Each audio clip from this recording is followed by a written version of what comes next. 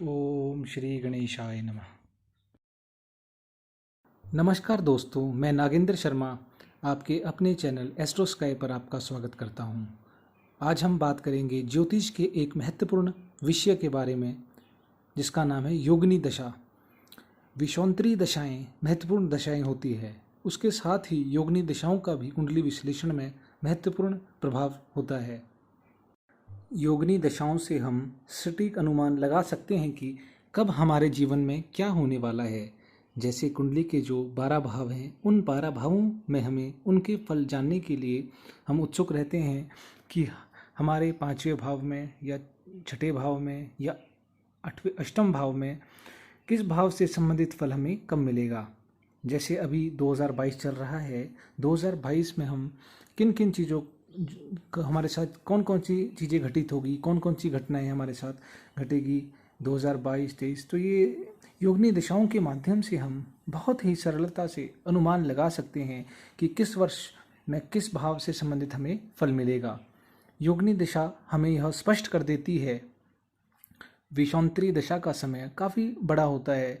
जैसे मान लीजिए शनि की महादशा का फल लगभग शनि एक राशि में 2.5 वर्ष तक रहता है, और शनि की जो विषांतरी दशा होती है वो 19 वर्ष की होती है। और अगर इसमें अंतर्दशा को देखा जाए तो शनि की अंतर्दशा लगभग 2-3 वर्ष की होती है। इसमें जो अंतर्दशाएं आती है कोई भी, वो 2-3 वर्ष रहती है। यह एक बहुत बड़ी समय अवधि रहती है, जिससे यह पता करना मुश्किल होता है कि किन भावों का फल हमें कम मिलेगा।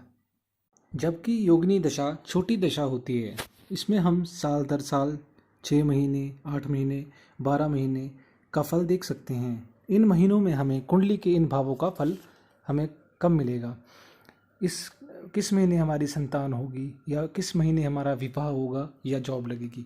तो ये सब कुछ हम सरलता से योगिनी दशा के माध्यम से उसकी समय अवधि, उस भाव से संबंधित जानकारी प्राप्त कर सकते हैं योगिनी दशा के माध्यम से। योगिनी दशाएं 8 होती है। योगिनी महादशा का एक संपूर्ण चक्र 36 वर्ष में पूरा हो जाता है। इसके बाद इसकी पुनरावृत्ति होती है। केतु को छोड़कर बाकी सभी ग्रह एक एक योगिनी के स्वामी हैं। योगिनी दशा की कुल समय अवधि 36 वर्ष है, जबकि विषांतरी में दशा की अवधि 120 वर्ष की है। अन्य शब्दों में यदि मनुष्य की आयु 120 वर्ष माने तो योगिनी दशा के 3 चक्र पूरे हो जाएंगे, और चौथे चक्र की दशाएं जीवन के अंत समय में चल रही होगी। योगिनी दशाएं चंद्रमा के नक्षत्र के आधार पर ही होती है। भ्रामरी दशा अश्विनी नक्षत्र में होती है। इसके बाद सभी नक्षत्रों में एक एक योगिनी दशा होती है। अतः 8-8 जन्म नक्षत्रों के बाद पुनः जन्म नक्षत्रों की आवृत्ति उसी दशा में होती है। जैसे भ्रामरी क्रमांक पहले नक्षत्र में, 9वें नक्षत्र में, 17वें नक्षत्र में व 25वें नक्षत्र में भ्रामरी दशा होगी, तथा प्रथम 3 मंगला, पिंगला तथा धान्या और एवं अंतिम 2 सिद्धा व संकटा प्रत्येक दशाएं 3-3 नक्षत्रों में होती है। जबकि बीच की 3 भ्रामरी, भद्रा तथा उल्का दशाएं 4-4 नक्षत्रों में होती है, जैसे इस चित्र में दिखाया गया है। आइए जानते हैं योगिनी दशाओं को। योगिनी दशाएं 8 हैं। जैसे कि पहली जो है वो है मंगला, दूसरी की बात की जाए तो है पिंगला, फिर तीसरी धान्या, चौथी भ्रामरी, 5वीं भद्रिका, 6ठी उल्का, 7वीं सिद्धा और 8वीं संकटा। इनका जो क्रम है वही यही रहता है।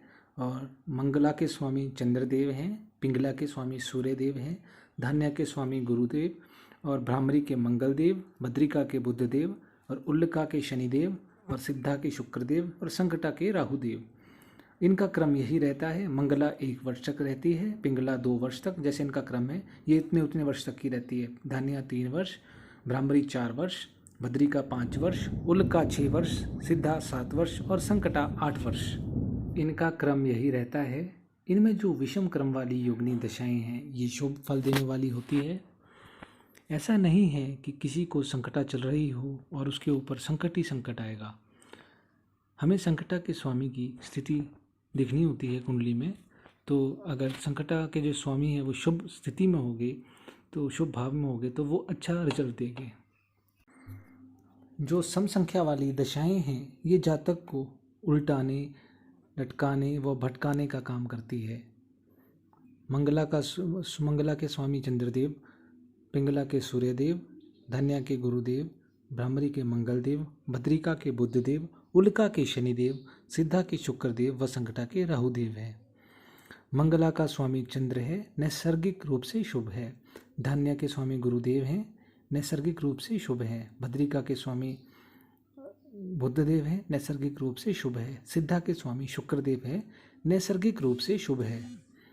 और जो सम है जैसे पिंगला, भ्रामरी, उल्का, संकटा, इनके स्वामी क्रूर ग्रह हैं। इसीलिए कहा जाता है कि अगर सौम्य ग्रहों की दशा चल रही होती है तो शुभ होता है। संकटा का मतलब है संकट लाने वाला। यहाँ संकटा का मतलब यह नहीं है कि आपको यह दशा परेशान करेगी।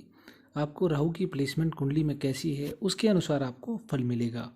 राहु के शुभ प्रभाव हैं, शुभ स्थिति है, प्लेसमेंट अच्छी है तो संकटा दशा भी अच्छी जाएगी। संकटा में हर प्रकार की शुभ फल भी मिलेंगे, जैसे विवाह, नौकरी, संतान आदि। बस हमें स्वामी की स्थिति देखनी है कि वह शुभ होनी चाहिए। मंगला, अगर मंगला की बात की जाए तो मंगला का मतलब हुआ मंगल करने वाली। कुंडली में मंगल अगर अच्छा है तो यह दशा आपको धार्मिक प्रवृत्ति वाली बनाएगी। आप रिलीजियस पर्सन बनेंगे। ईश्वर के प्रति, धर्म के प्रति, गुरु के प्रति, अपने माता पिता, अपनों से बड़ों के प्रति आप निष्ठावान रहेंगे, आप डिवोटेड रहेंगे। उनकी कृपा व आशीर्वाद आपको मिलेगा। मंगला में धन की प्राप्ति, मान सम्मान में वृद्धि होती है। मंगला में भी अंतर्दशा होती है, यह उसी क्रम में चलती है जैसे कि इनका क्रम होता है। मंगला में परिवार में उन्नति, घर में मांगलिक कार्य करवाती है और आपकी फैमिली की ग्रोथ होती है। और मंगला की दशा में आपको समाज से प्रशंसा प्राप्त होती है, वस्त्र व आभूषण की प्राप्ति होती है, पत्नी से, बच्चों से सुख की प्राप्ति होती है, ज्ञान में वृद्धि होती है। ओवरऑल मंगला की दशा शुभ मानी गई है। मंगला के स्वामी चंद्रदेव हैं, तो मंगला की दशा में व्यक्ति के नेचर में, स्वभाव में शीतलता रहती है। अब बात की जाए पिंगला की, तो पिंगला की समय अवधि 2 वर्ष की होती है और इसके स्वामी सूर्यदेव होते हैं। इसमें शारीरिक व मानसिक रूप से संघर्ष बढ़ता है। सूर्य गर्म प्रवृत्ति का ग्रह है, इसमें व्यक्ति जातक की सफरिंग बढ़ती है। कुछ गलत बुरी संगति के लोग आपको मिलते हैं। इन 2 वर्षों में इनसे आप प्रभावित होते हैं या नहीं, यह अंतर्दशाओं पर निर्भर करता है। गलत संगति के लोग आपके संपर्क में आएंगे। रक्त संबंधी विकार हो सकते हैं, हृदय व नेत्र संबंधी रोग भी हो सकते हैं। इसके कारण बच्चों व आपसे नीचे कार्य करने वाले भी अवज्ञाकारी हो जाते हैं और आपका नाम व प्रसिद्धि में भी धीरे धीरे कमी आती है। और पिंगला जैसे सूर्य की है तो इसमें व्यक्ति के अंदर उसकी थोड़ी सी ईगो भी बढ़ती है। धन्य, अगर धन्य की बात की जाए, इसमें हमें धन व धान्य की प्राप्ति होती है और आपके कार्य का विस्तार होता है और चारों तरफ खुशियां ही खुशियां आती है। घर में कोई कार्य, धार्मिक कार्य जरूर होता है। आपके पैसा जो है वो धार्मिक कार्यों में लगता है। शत्रुता छोड़ देते हैं, शत्रु आपको पीड़ित नहीं कर पाता। आपको बड़ों से, अपने सीनियर से सम्मान की प्राप्ति होती है, गुरुजनों से लाभ प्राप्त होता है और आपको धार्मिक स्थानों पर तीर्थाटन करने का अवसर प्राप्त हो सकता है। धन्य में गेन ऑफ वेल्थ होती है और आपका ज्ञान बढ़ता है। और इसमें अगर देखा जाए धन्य में, तो स्त्रियों को, कुंवारी जो कन्याएं होती है, उन्हें अच्छे पति की भी प्राप्ति होती है।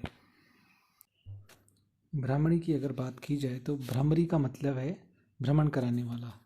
भ्रामरी की दशा के स्वामी मंगलदेव हैं और समय अवधि 4 वर्ष है। जैसे भ्रामरी के स्वामी मंगलदेव हैं तो इसमें व्यक्ति की इस दशा में ईगो बढ़ती है। भ्रामरी में एमलेस थिंकिंग व्यक्ति में आ जाती है, बिना किसी उद्देश्य के सोचना, विचार करना। आप में, आपके मस्तिष्क में विचार घूमेंगे कि आप यह करें, वो करें, एमलेस थिंकिंग आ जाएगी। या फिर जो आपने लक्ष्य निर्धारित किया है वह मजबूत नहीं होगा, अननेसेसरली वंडरिंग चलती रहेगी। इस दशा में आलसीपन आता है, नींद आती है और आपके उच्च अधिकारी जो हैं वो आपके ऊपर इतना इंटेंशन नहीं देते। भद्रिका के स्वामी बुद्धदेव हैं। यह कल्याणकारी दशा होती है। आप जीवन में खास महसूस करेंगे। इस दशा में आपको हार्मोनी मिलेगी। घर के भीतर भी, घर के बाहर भी, परिवार में भी आनंद का अनुभव होता रहेगा। आपका जो सोशल स्टेटस है वो बढ़ेगा। आपकी अर्थ शक्ति, बोलना जानना, उसमें भी आप निपुणता आ जाएगी। और भद्रिका में आपकी वाणी अच्छी हो जाती है, जिससे कि आप अपने शब्दों के माध्यम से दूसरों को आकर्षित कर सकेंगे। भद्रिका के स्वामी बुद्धदेव हैं। वाणी बड़ी सौम्य कर देगी ये। भद्रिका अच्छा प्रभाव देती है। व्यक्ति कुछ ना कुछ हुनर जरूर सीखता है भद्रिका में। आपकी स्किल डेवलपमेंट होती है और उच्च अधिकारियों से भी लाभ प्राप्त होता है। उल्का के स्वामी शनिदेव हैं। उल्का की दिशा में ऐसे एक्सपीरियंस आपको मिलेंगे कि आपको सत्य असत्य, अपने व पराये का ज्ञान होगा। शनि व्यक्ति की मानसिकता को समाज के प्रति बदल देते हैं, क्योंकि जब हम सांसारिक जीवन में कदम रखते हैं पहले तो सब अच्छा लगता है। शनि एहसास दिलाते हैं कि जीवन कैसे जीना है। सब अच्छे नहीं हैं, सब बुरे नहीं हैं। अच्छे बुरे का ज्ञान शनिदेव हमें कराते हैं। शनि में प्रसिद्धि का नुकसान, उल्का की इसमें दशा में प्रसिद्धि को नुकसान मिलता है। लॉस ऑफ फेम होता है, लॉस ऑफ नेम होता है, धन का नुकसान। शनि जो है वो पशुधन का भी स्वामी है। जो पशु से संबंधित कोई बिजनेस करते हैं उन्हें उसमें प्रॉब्लम आती है इस उल्का की दशा में, और बिजनेस को भी नुकसान होता है। अगर आप कानूनी रूप से गलती करते हैं तो आपको मतलब इसमें दंड अवश्य मिलता है। पत्नी को, बच्चों को, नौकरों को, जो आपके अधीनस्थ है, जो आपके नीचे कार्य करते हैं, उनके लिए भी यह प्रॉब्लम करता है। आँख, कान, पैर, दांत, आँख व दिल से संबंधित रोग पैदा होते हैं। कुल मिलाकर उल्का की दशा में संकटमय समय रहता है। सिद्धा में हमारी सभी इच्छाएं पूरी होती है। धन की प्राप्ति होती है। अगर हम विद्यार्थी हैं तो हमें शिक्षा की प्राप्ति होती है।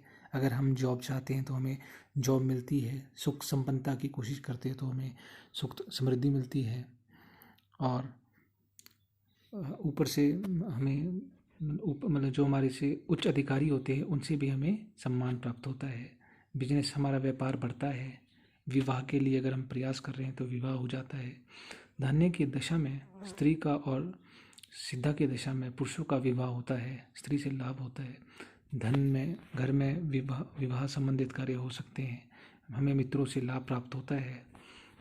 अगर शुक्र अच्छा है तो लग्जरी मिलती है। आराम के साधन बढ़ते हैं। संकटा की बात की जाए तो संकटा में पदोच्युति हो सकती है। आपकी पोजीशन जा सकती है, लॉस ऑफ पोजीशन होती है। गांव से, घर से, शहर से बाहर जाने की नौबत आ सकती है।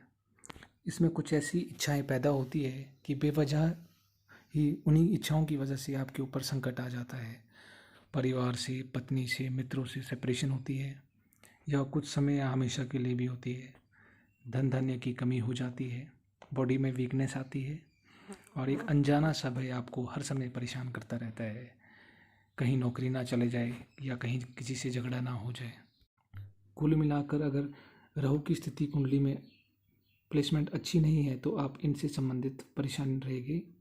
और अगर आप इन दशाओं, राहु से प्रभावित हैं या कोई भी आपका किसी भी प्रकार की दशा, जो योगिनी दशाएं ये अच्छी नहीं है, तो आप मंत्र उच्चारण करके भी इनके अशुभ प्रभाव को कम कर सकते हैं। और या इनसे संबंधित दान भी कर सकते हैं, और ताकि आपके जीवन में शुभता आए।